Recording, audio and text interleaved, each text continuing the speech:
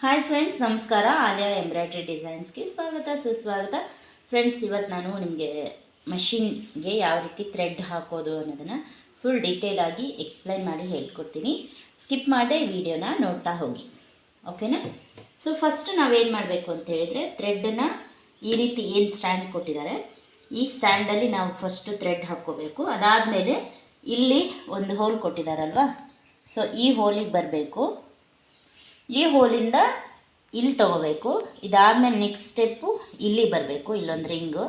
ಈ ರಿಂಗಿಂದ ಈ ಹುಕ್ಕಿಗೆ ತೊಗೊಂಡು ಅದಾದಮೇಲೆ ಇಲ್ಲಿ ಬರುತ್ತೆ, ಇಲ್ಲಿಂದ ಇಲ್ಲಿಗೆ ತಂದು ಆಮೇಲೆ ನೀಡಲ್ಗೆ ಹಾಕೋದು. ಬನ್ನಿ ಯಾವ ರೀತಿ ಹಾಕೋದು ಅಂತ ಹೇಳ್ತೀನಿ. ನೋಡಿ, ಇಲ್ಲಿ ಥ್ರೆಡ್ ಹಾಕೋದಕ್ಕೆ ಈ ರೀತಿ ಸ್ಟ್ಯಾಂಡ್ ಕೊಟ್ಟಿರ್ತಾರೆ ನಿಮಗೆ. ನಾನಿಲ್ಲಿ ಬಟ್ಟೆಗಳನ್ನು ಹಾಕ್ಕೊಂಡಿದ್ದೀನಿ. ಯಾಕೆ ಅಂತ ಹೇಳಿದ್ರೆ, ಇಲ್ಲಿ ಏನು ಈ ಬೋಲ್ಟ್ ಕೊಟ್ಟಿದ್ದಾರಲ್ವ, ಇಲ್ಲಿ ಏನಾಗೋದು ಅಂತ ಹೇಳಿದ್ರೆ, ಹಾಗೆ ಥ್ರೆಡ್ಡನ್ನು ಹಾಕಿದಾಗ, ಸಿಲ್ಕ್ ಥ್ರೆಡ್ಡನ್ನು ಹಾಕಿದಾಗ ಇಲ್ಲಿ ಸುತ್ತಕೊಳ್ಳೋದು ಸಖತ್ ಪ್ರಾಬ್ಲಮ್ ಆಗ್ತಿತ್ತು. ಅದಕ್ಕೆ ನಾನೇನು ಮಾಡಿದೆ, ಈ ರೀತಿ ಬಟ್ಟೆ ಪೀಸ್ನ ಕೊಟ್ಟಿದ್ದೀನಿ ಸಿಗಾಕ್ಕೊಳ್ಳದೆ ಇರಲಿ ಅಂತ. ಅದಾದಮೇಲೆ ಇಲ್ಲಿ ಥ್ರೆಡ್ಡನ್ನು ಇಟ್ಟು ಮೇಲೆ ಈ ಏನು ಹೋಲ್ ಇದೆ ಇಲ್ಲಿ ತೊಗೋಬೇಕು. ಇಲ್ಲಿ ತೊಗೊಂಡು ಅದಾದಮೇಲೆ ಇಲ್ಲಿ ಹಾಕೋದು.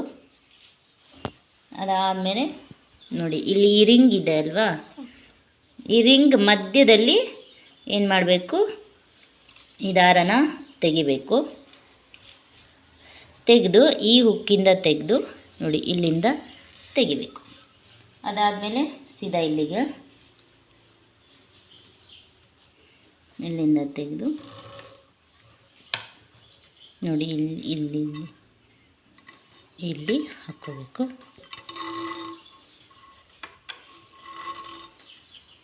ಆಮೇಲೆ ನಾವು ಈ ನೀಡಲ್ ಏನಿದೆ, ಇದು ಮಷಿನ್ ಎಂಬ್ರಾಯ್ಡ್ರಿಲಿ ಯಾವಾಗಲೂ ಸ್ಟ್ರೈಟ್ ಇರುತ್ತೆ. ನೀಡಲು ಸ್ಟ್ರೈಟಾಗಿ ಹೀಗೆ ತೆಕ್ಕೊಡೋದು ಅಷ್ಟೆ. ಇಲ್ಲಿ ನಿಮಗೆ ದಾರ ಲೂಸ್ ಅಥವಾ ಟೈಟ್ ಆಗಿದೆ ಅಂತ ಹೇಗೆ ಕಂಡುಹಿಡ್ಕೊಳ್ಳೋದು ಅಂತ ಹೇಳಿದ್ರೆ, ಇಲ್ಲಿ ನೋಡಿ ಈ ರೀತಿ ಎಳೆದಾಗ ಈ ರೀತಿ ಆರಾಮಾಗಿ ಬರಬೇಕು, ಸಲೀಸಾಗಿ. ಈ ರೀತಿ ಬಂದರೆ ಕರೆಕ್ಟ್ ಇದೆ ಅಂತ ಅರ್ಥ. ತುಂಬ ಕೆಲವೊಂದು ಥ್ರೆಡ್, ಹೊಸ ಥ್ರೆಡ್ ಹಾಕಿದಾಗ ಏನಾಗುತ್ತೆ, ಹಿಂಗೆ ಎಳೆದಾಗ ಟೈಟ್ ಅನಿಸುತ್ತೆ, ಮತ್ತು ಹಿಂಗೆ ಎಳೆದಾಗ ಅಲ್ಲಲ್ಲೇ ಕಟ್ಟಾಗ್ತಾ ಇರುತ್ತೆ. ಹಿಂಗೆ ಎಳೆದ ತಕ್ಷಣ ಕಟ್ಟಾಗಿಬಿಡುತ್ತೆ. ಅವಾಗ ಏನು ಮಾಡಬೇಕು ಅಂತೇಳಿದ್ರೆ, ನೋಡಿ ಇಲ್ಲಿ ದಾರನ ಲೂಸ್ ಮತ್ತು ಟೈಟ್ ಮಾಡ್ಕೊಳ್ಳೋದು. ಇಲ್ಲಿ ರೈಟಿಗೆ ತಿರ್ಸಿದ್ರೆ ಟೈಟ್ ಆಗುತ್ತೆ, ಲೆಫ್ಟಿಗೆ ತಿರ್ಸಿದ್ರೆ ಲೂಸ್ ಆಗುತ್ತೆ.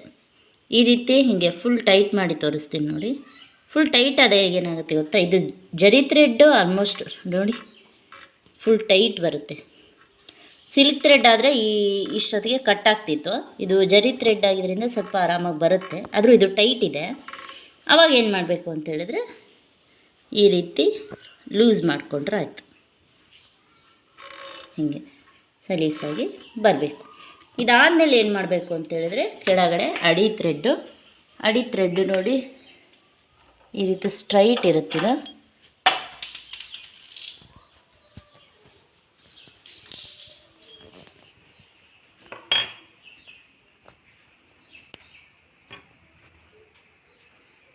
ಈ ರೀತಿ ಹಾಕಿ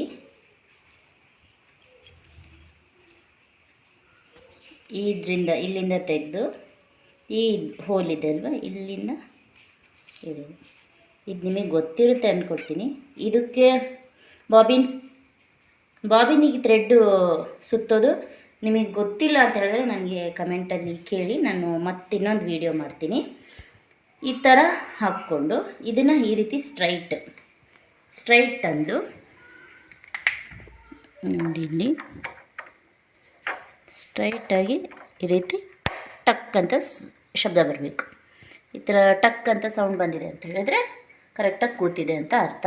ಈ ರೀತಿ ಸ್ಟ್ರೈಟಾಗಿ ಹಾಕಬೇಕು. ಹಾಕಾದ್ಮೇಲೆ ಇಲ್ಲಿಂದ ಈ ರೀತಿ ತೆಗೆದ್ರೆ ಆಯ್ತು. ನೋಡಿ, ಇದು ಕೂಡ ಎಳೆದ ತಕ್ಷಣ ಈ ರೀತಿ ಹೀಗೆ ಸಲೀಸಾಗಿ ಬರಬೇಕು.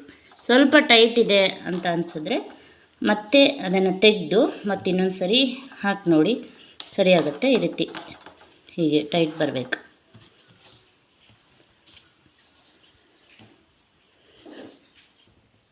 ಅದಾದಮೇಲೆ ಈ ರೀತಿ ಸ್ವಿಚ್ ಆನ್ ಮಾಡ್ಕೊಳ್ಳೋದು. ಆನ್ ಮಾಡಿಕೊಂಡು ಇಲ್ಲಿ ಆನ್ ಮಾಡಿದರೆ ಆಯಿತು. ಆನ್ ಮಾಡಿದಾಗ ಮಷಿನ್ ಆನ್ ಆಗುತ್ತೆ. ಈಗ ಇಲ್ಲಿ ನಮಗೆ ಸದ್ಯಕ್ಕೆ ಪವರ್ ಇಲ್ಲ, ಹಾಗಾಗಿ ಆಗ್ತಾಯಿಲ್ಲ. ಸೊ ಇಲ್ಲಿ ಆನ್ ಮಾಡಿಕೊಂಡು ನಮ್ಮ ಕೆಲಸನ ನಾವು ಮಾಡಿಕೊಂಡ್ರೆ ಆಯಿತು.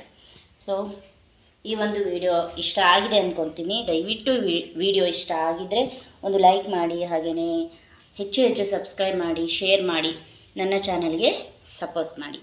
Thank you.